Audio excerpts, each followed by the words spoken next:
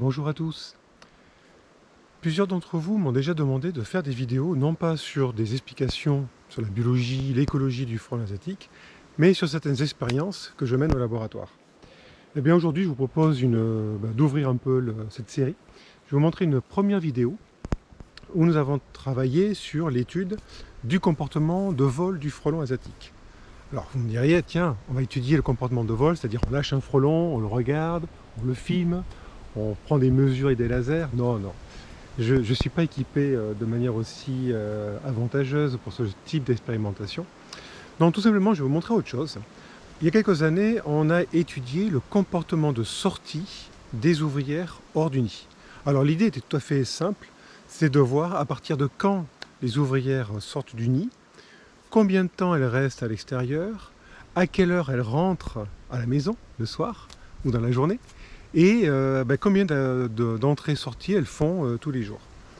Alors pour ce faire, comme vous le voyez, ce qu'on a fait, on a fixé sur le dos de certaines ouvrières dans une colonie en élevage en milieu naturel, on avait collé sur le dos un petit tag, c'est-à-dire une sorte de petite puce RFID, collée avec de la colle tout simplement. Donc on avait endormi des ouvrières, on leur collait sur le thorax en fait, là où ça ne les gêne pas trop. Le petit tag électronique à la taille d'un grain de riz en fait, si vous voulez. Et ensuite, une fois que les ouvrières se réveillaient, on les mettait dans leur colonie.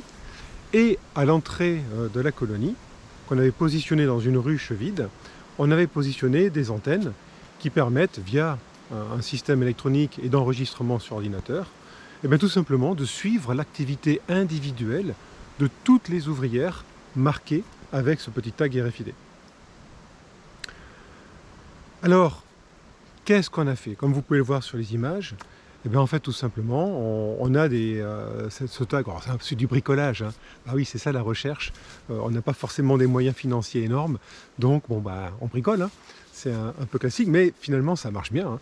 Donc ce que vous pouvez voir à l'entrée de la ruche, cette espèce de bricolage avec du scotch un peu vilain, je vous l'avoue, et je m'en excuse, mais à l'intérieur vous avez deux antennes, et en fait quand une ouvrière marquée avec son tag rentre dans le système, son tag est repéré par la première antenne et ensuite par la deuxième antenne.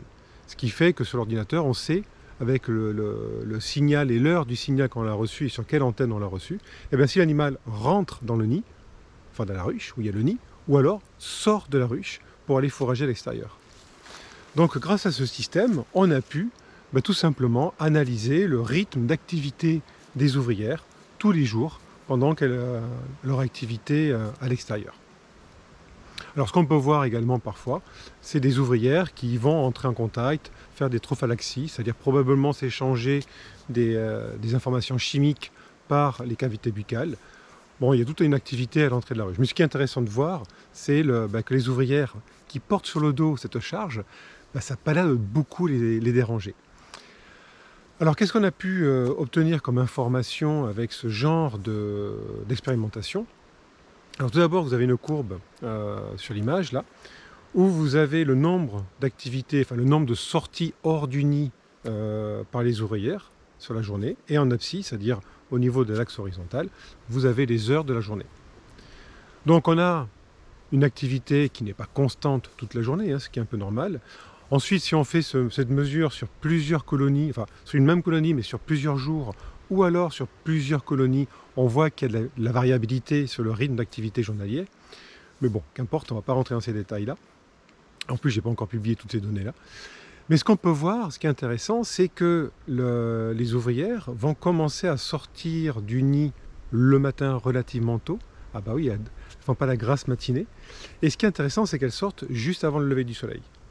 Et au final, pareil, en fin de journée, elles vont rentrer au nid, mais juste après le coucher du soleil.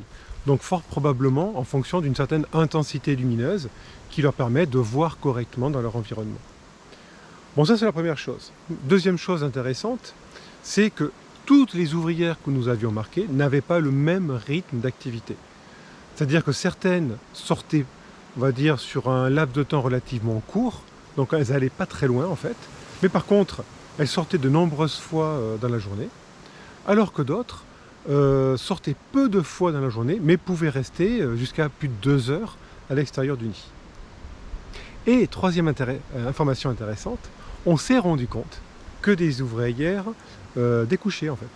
C'est-à-dire, on ne sait pas ce qu'elles allaient faire, mais elles ne rentraient pas le soir au nid. C'est-à-dire qu'elles allaient faire l'école buissonnière, elles allaient passer la nuit hors de la colonie, les vilaines.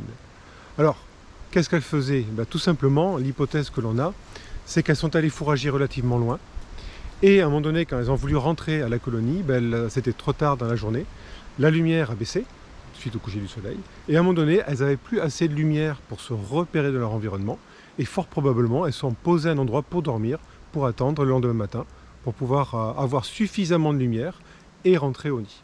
C'est ce qu'on a observé en fait. Donc voilà une première vidéo relativement courte, où je vous montre une facette de nos activités. Donc là, c'est simplement une étude qui nous permet en fait d'analyser le comportement des ouvrières. Alors je ne parle que des ouvrières évidemment, hein, mais leur comportement d'activité de fourragement hors du nid. J'espère que ça vous intéressait, que ça vous a plu surtout. À une fois prochaine. Au revoir.